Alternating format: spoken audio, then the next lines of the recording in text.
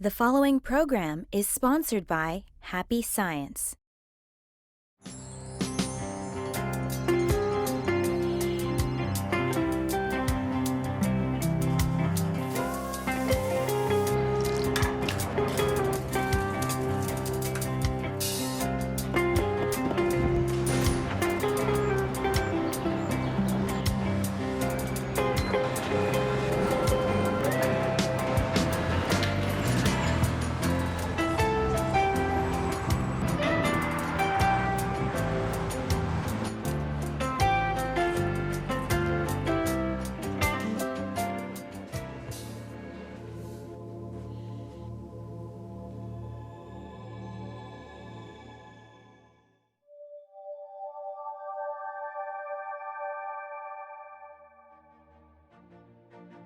Hello, and thank you for accepting our invitation to happiness. Ryuho Okawa is known as a global visionary because of his deep spiritual insight and commitment to guide the world to a brighter future. To accomplish this, he founded Happy Science Group in 1986, which is now a global movement in over 100 countries. His vision and message to the world goes beyond the differences of race and language, empowering people with love. Together, in this 8-part series, we will explore practical ways on how you can be happy and how you can take part in creating happiness as a society. On September 11th, 2001, one of the most shocking and devastating events in history struck the nation and changed the world forever. Here we are today, still wondering how we can achieve world peace. What is global justice? Or is it even possible? Nowadays, it seems more than ever we are experiencing chaos around the world. Why is this? We are living in modern times where technology has made the world closer, yet we seem so far apart. We still fight and have wars between countries. What are we fighting for? What is the truth behind these wars? In this episode, we will look into world justice and how it can be accomplished. But first, let's go to the streets of New York and hear what they think is needed for world peace. I think it works on an individual basis. I think people need to be inspired by things, external kind of influences, and each individual needs to feel like they have to become better as people. But there has to be a universal kind of message influencing people individually to fix their perspectives and want the same thing. Because there are people, groups that have their own agenda and they think that's the best, but we all need to be on the same page. Many more years of learning. It's not going to happen anytime soon. And many more years of people learning to live together and to learn how to live with each other's differences. How about you? What do you think is needed for world peace? Let's watch a lecture from Okawa that will give us a deeper insight on global justice. This lecture is entitled Establishing the Justice of God. Although it is questionable whether anyone on earth is entitled to speak on such a theme,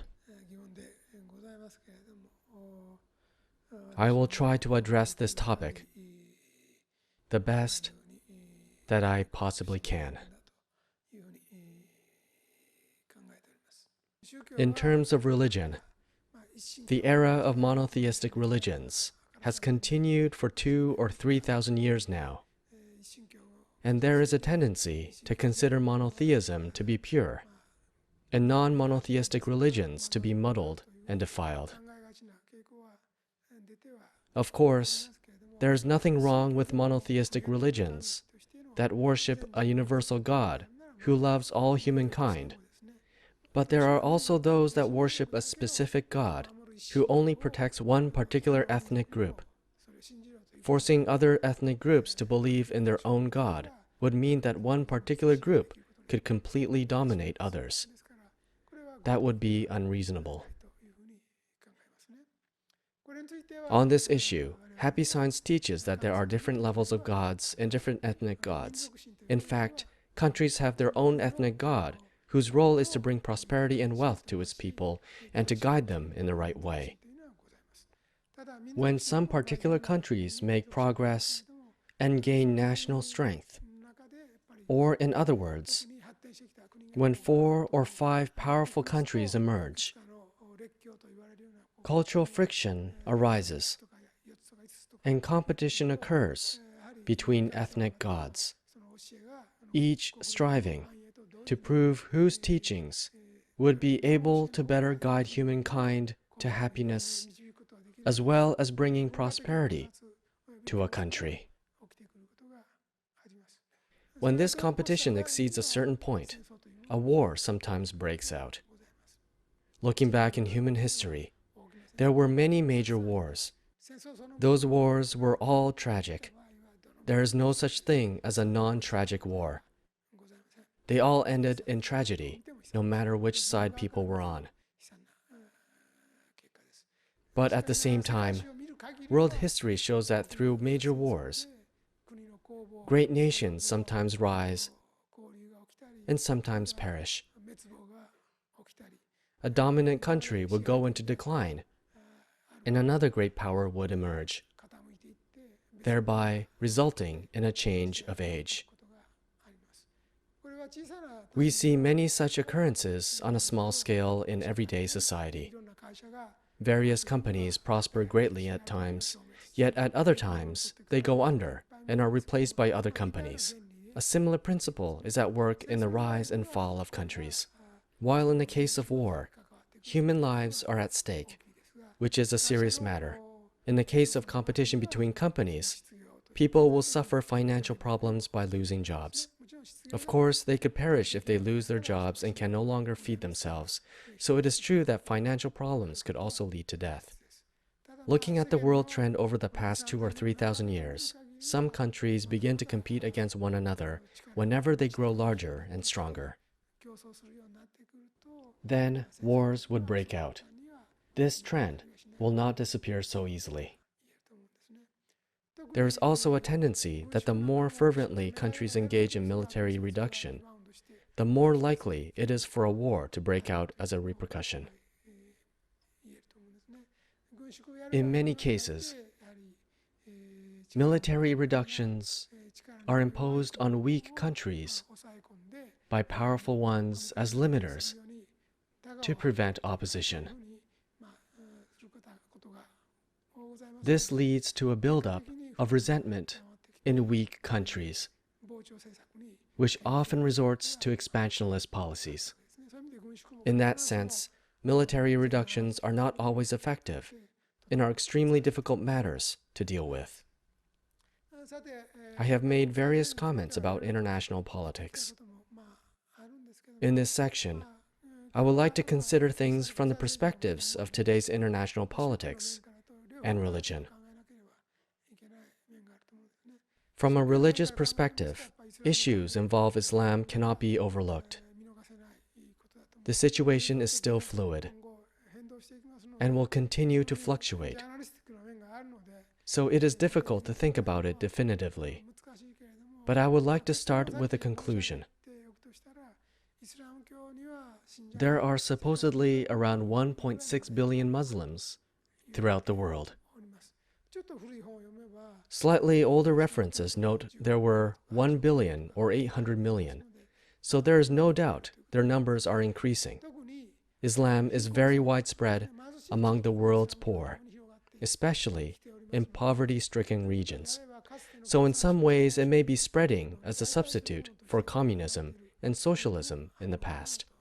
Thus, as Islam is spreading among the needy, we could say that it is spreading within communities that are struggling to overcome the status quo, but have little hope of improving their condition. On the other hand, Christianity is said to have 2 to 2.2 billion believers, so it is true to say that Islam is drawing close. Islam is now being criticized because some extremists are conducting many dreadful acts of terrorism, but the number is still increasing. Accordingly, there must definitely be aspects of Islam that cannot be understood with Christian values. It is often said that there are no righteous wars. Nevertheless, I believe that unless the attacker has a just cause that is totally understood and supported by the global community, the ones being attacked, the ones defending their own territory, people, and families, are not necessarily evil. This can be said of anything.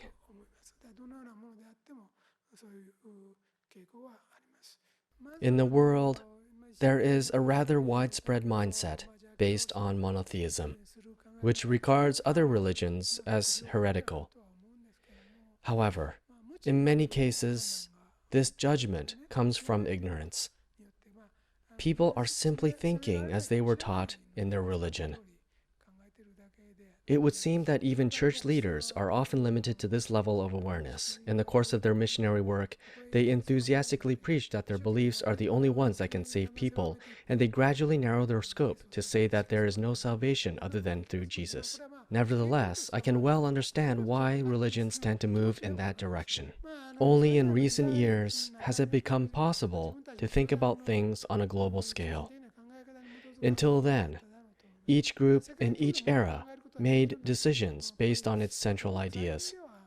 So in the past, when transport and communications had not developed, it was nearly impossible for people to think about things on a global scale. Even in Hitler's day, there was still a certain amount of distance between European countries. Now, the time has finally come when we can think about things on a global scale.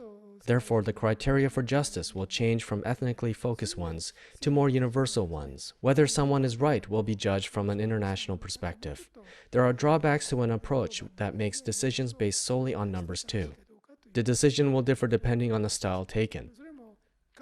For example, whether the population alone is taken into consideration, or whether each and every country is considered to have one vote regardless of size.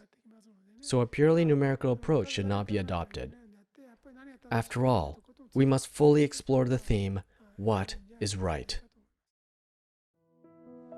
Everyone has an understanding of God, but what if the confusion and clarity lied in the fact that there are two concepts of God? One is the universal God, while the other is the ethnic God of different countries. Wars occur when cultural friction and competition among these ethnic gods arise and escalate past a certain point. Now that we can think of things from a global perspective, we need to decide what the criteria of justice is, not from an ethnocentric perspective, but a global perspective. Let's go back to the lecture to hear more about global justice. Then, what are the criteria of justice that God upholds? The answers can be found in the flow of human history. God does not expect history to be something static and monotonous. People can sometimes become corrupt if they wield power for a long time.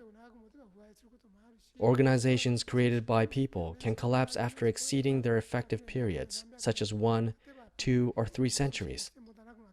Some say that a revolution occurs when an organization gets out of step with the times. Thus, God considers innovation a matter of course. If people of the world want to know what God's justice is, I would advise them to read my books, The Laws of the Sun, The Golden Laws, and The Laws of Eternity, and try to understand the philosophy in them. It's not so difficult to read all 3 books. It certainly wouldn't take a lifetime. Reading speed may vary for each person, but I think you can read them in about a week or 10 days. By reading them, you can understand that there are different grades in gods. They range from the universal God that thinks about global justice to gods that think about individual regions, countries, or ethnic groups. You'll also understand that from the books that angels, prophets, and Messiah-like souls are born in certain intervals to create a religion. In other words, there are differences between religions, and each of those religions was founded to bring salvation to the people of its day and region. Despite this, various wars and conflicts arise because certain beliefs are not suited to a different era or to a different region's way of thinking. That is why I want to get rid of wars, conflicts, and misunderstandings that arise from mutual ignorance. I am sure that once people of the world understand the philosophy taught in the laws of the sun, the golden laws, and the laws of eternity, answers to many questions will become clear. Christian countries fought among themselves in World War II, America versus Germany, Germany versus France, Germany versus Britain. They're all Christian countries. As they killed one another, they probably said, "Lord, forgive me. Amen." They all fought in the name of God. So this was unfortunate. Jesus said, "Render, therefore, to Caesar the things that are Caesar's, and to God the things that are God's." This could be taken as a basis for the separation of church and state. However, I feel that the separation of church and state has a negative effect. What would have happened if this idea didn't exist, and if they had strictly followed Christ's words in politics? Given that diplomacy is an extension of politics and war is an extension of diplomacy, if they had kept the spirit of Christianity in wartime as well, they wouldn't have been able to engage in such senseless slaughter. However, in reality, politics separated from religion, and that may have worked in a negative way. The roots of Islam and Japanese Shinto are surprisingly similar, and they share some commonalities. They both believe that someone close to God should rule a country. Both have a profusion of war gods. In that sense, they are very similar. I intend to gradually clarify the parts that are common to Japanese Shinto, Islam, and Judaism.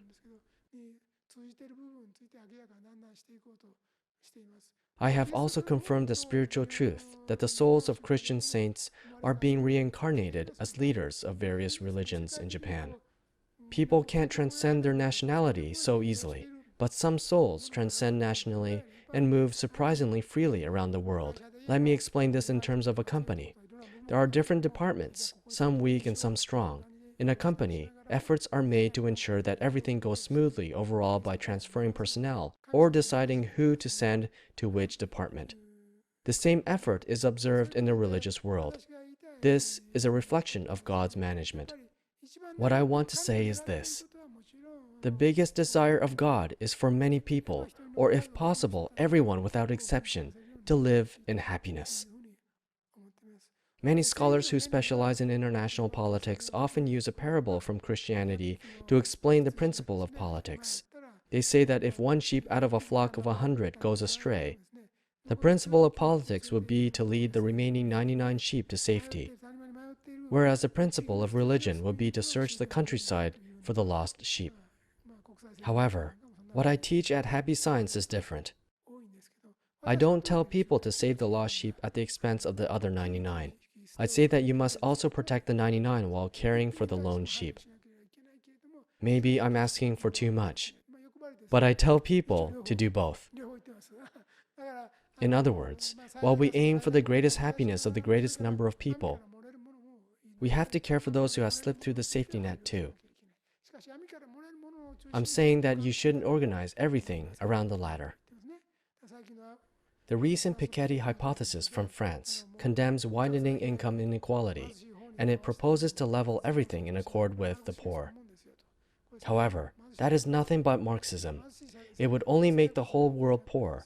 In a world of poverty, people would no longer be able to help one another. So we should not aim for poverty. It is impossible to distribute wealth unless there are affluents. So there must not be a mistake in your fundamental way of thinking. That is to say, it is wrong to construct an entire theory for the sake of one lost sheep. Religion began to decline at the same time that Marxism appeared, and that is because Marxism includes a part of a fundamental principle of religion. In fact, Marxism politically amplified the idea, right is on the side of the weak. In reality, there can be no government or management without the support of the majority. This is true according to the principle of governance. Therefore, it is necessary to pay attention to both the wealthy and the poor in a well-balanced way. God wishes for the prosperity of each country, as well as a global prosperity that brings harmony to all affiliated countries in the same age.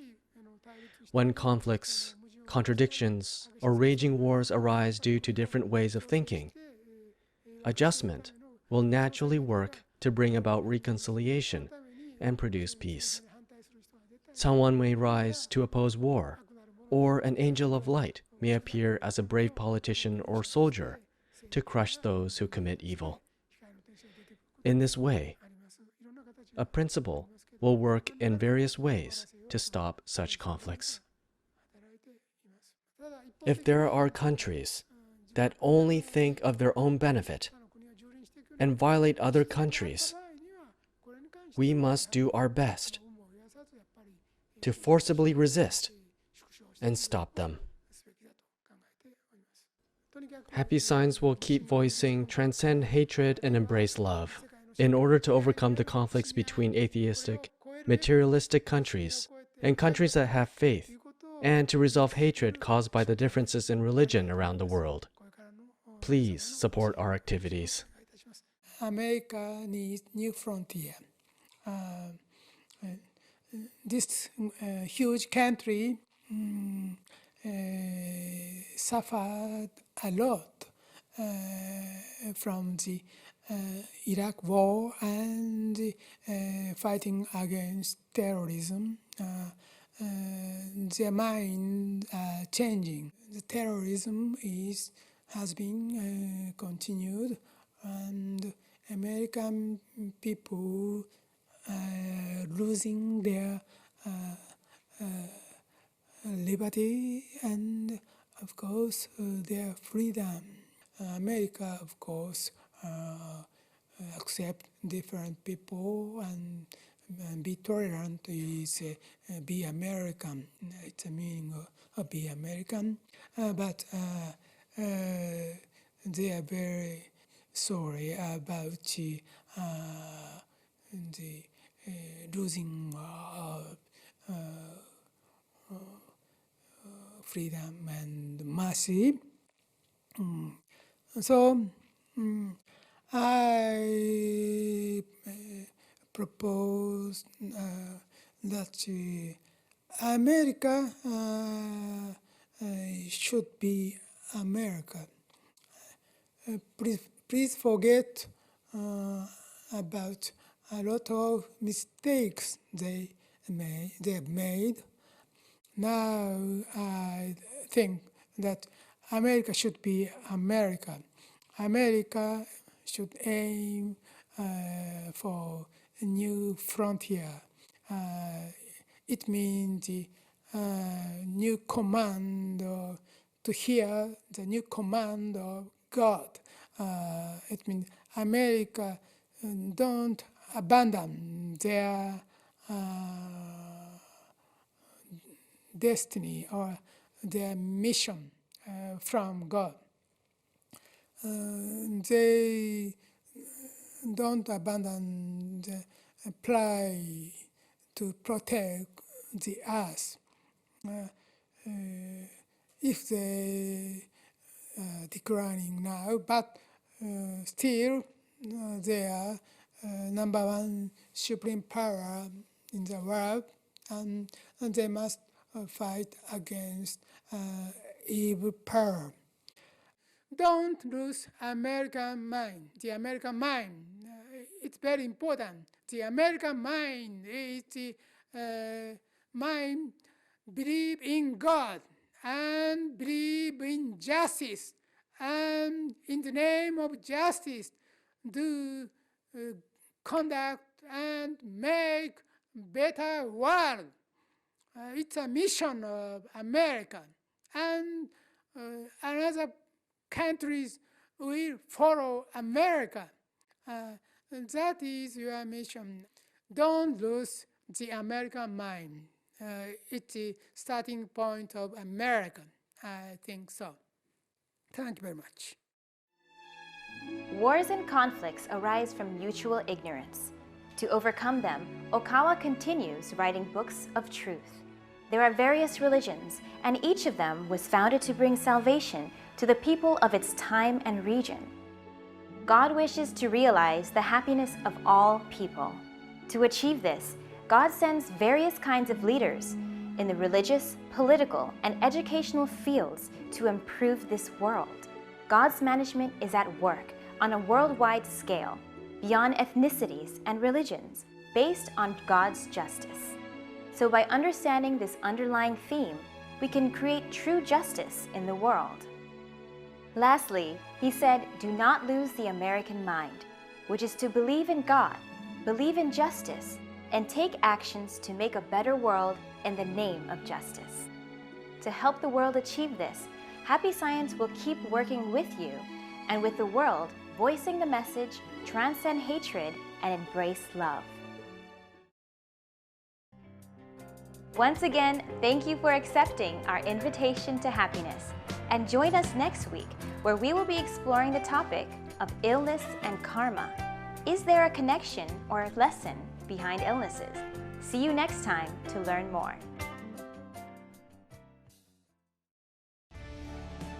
Why do we continue to live in a world of turmoil when we all wish to live in peace and harmony? The laws of justice has brought together religious, spiritual, political, and economic reasoning to bring the world together. Win your free copy of the Laws of Justice. Visit okawabooks.com for details.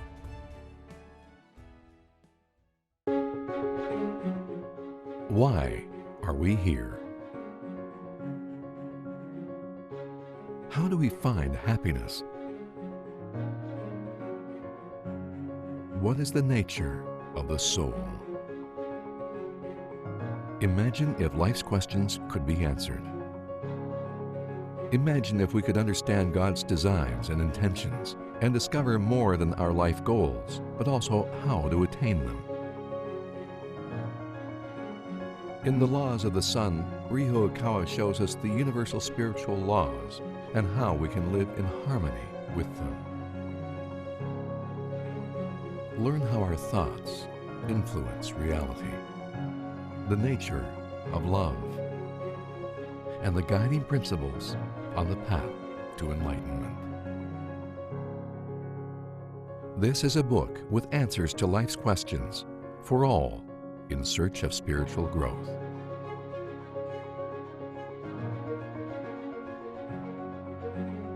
From an author who writes to unite humankind in peace and harmony. The Laws of the Sun. Available now.